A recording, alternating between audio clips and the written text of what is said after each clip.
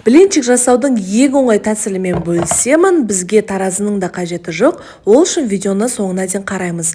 Бізге қыздар бірдей көлемдегі стаканға осындай сүт, қайнаған су және де ұнымызды өлшеп аламыз.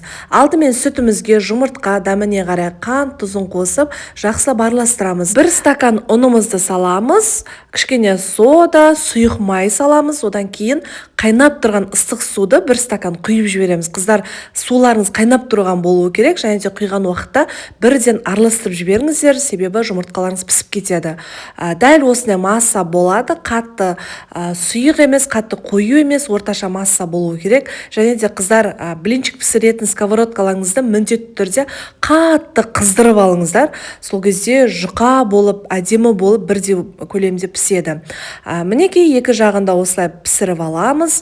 Қыздар, таразының да қажеті жоқ. Жаңағыдай көрсеткенде бірдей көлемдегі стакандарыңыз болса, дәл соған өлшеп алып пісіре бересіздер. Дәл осылай жасап көріңіз және де осы рецепті жақындарыңызбен бөлісіңіз.